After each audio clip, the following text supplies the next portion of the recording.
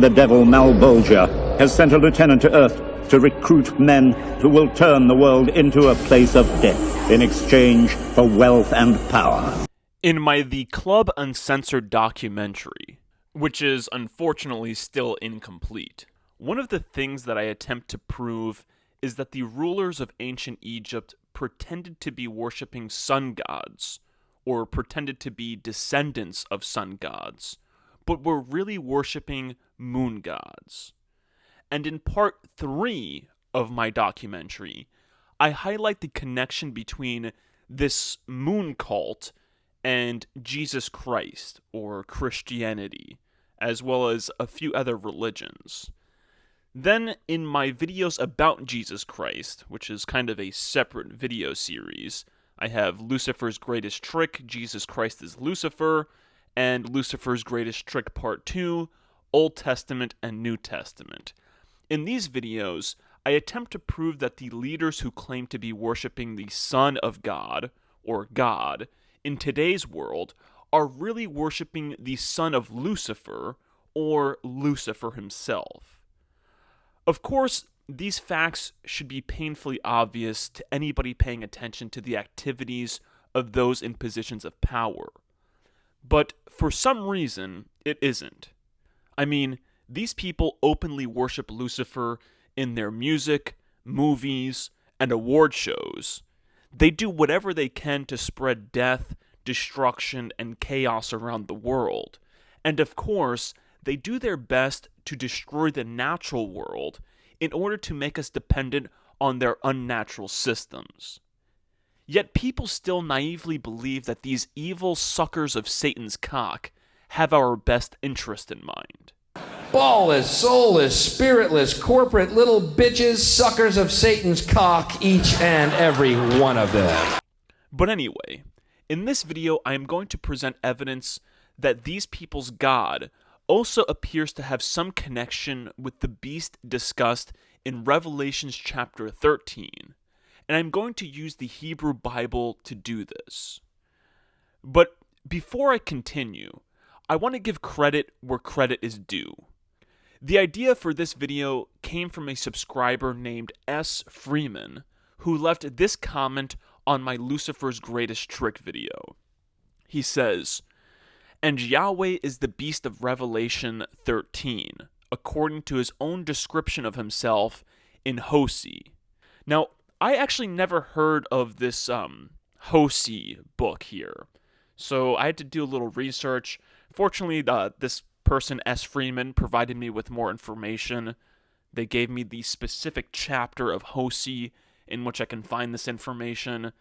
I still didn't see it. Like, I read chapter 13, I read Revelations one time, and I was like, yeah, I'm just not seeing it. And then, I believe this subscriber had said one or two more things, and then I read it again, and I was like, oh, he's right. You know, it's really profound what is actually found in Hosea 13, and when you compare it to Revelations 13. I mean, even the fact that they're both in chapter 13 of their specific books, to me, is pretty interesting. But anyway, Hosea, for those of you who don't know, the book of Hosea, I'm probably pronouncing this totally incorrectly, and if I am, then, forgive me. But I'm going to call it Hosea, okay?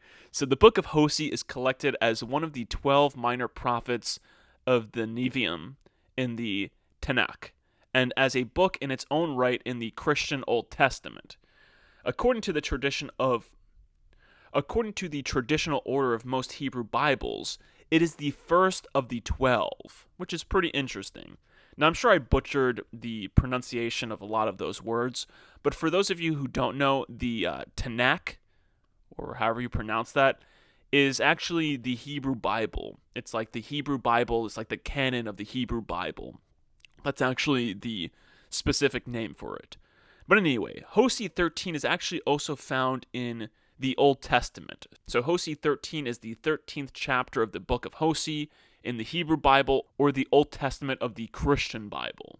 The book contains the prophecies attributed to the prophet Hosea, son of Beeri.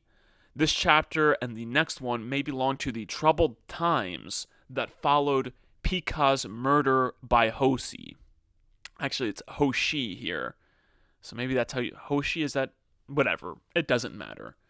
So, and of course, we're going to be looking at Revelations chapter 13, and Revelation 13 is the 13th chapter of the book of Revelations, or the Apocalypse of John in the New Testament of the Christian Bible.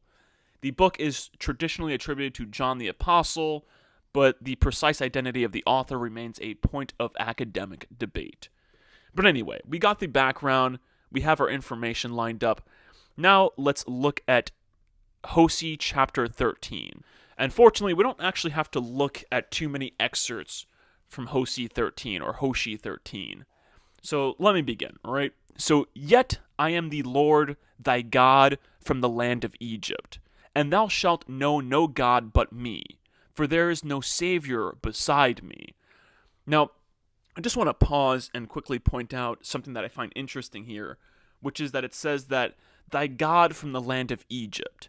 Now, this is important because, like I said, in my The Club Uncensored documentary, I prove, basically without a shadow of a doubt, that the god or the gods being worshipped in ancient Egypt were secretly moon gods. You know, they pretended like they were worshipping sun gods, but they were really worshipping moon gods.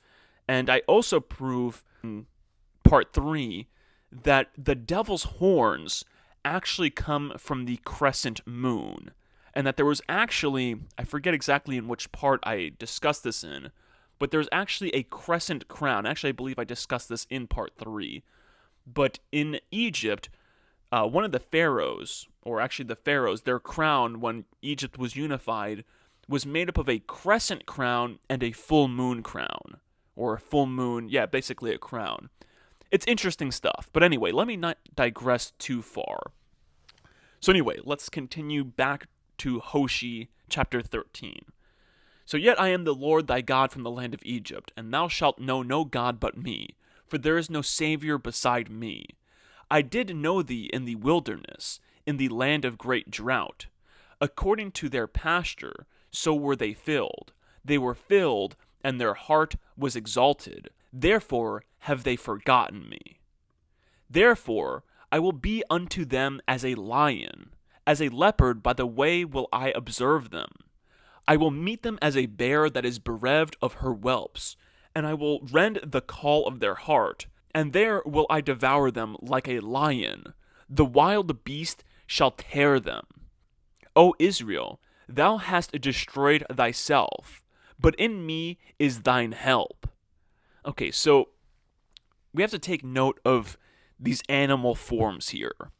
So we have a beast, we have a wild beast here, we have a lion, we have a bear, we have a leopard, and of course we have a lion again. Okay, so we have these animals that are presented in Hosea, and we have to know that, you know, according to Hosea 13, they will see God in this manner because they have forgotten me, because they have forgotten God.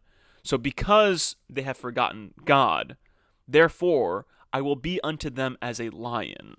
Okay, so I'm not sure if, actually, you know what, I'll discuss it after I look at Revelation 13. So let's look at Revelation chapter 13. So, the dragon stood on the shore of the sea, and I saw a beast coming out of the sea. It had 10 horns and 7 heads, with 10 crowns on its horns, and on each head a blasphemous name. The beast I saw resembled a leopard, but had feet like those of a bear, and a mouth like that of a lion. So we have a beast, a leopard, a bear, and a lion, just like in Hosea chapter 13. We got the lion, we got the leopard, we got the bear, and we got the beast, all presented in Revelation 13. So anyway, I digressed, I'm sorry. So the beast I saw resembled a leopard, but had feet like those of a bear, and a mouth like that of a lion.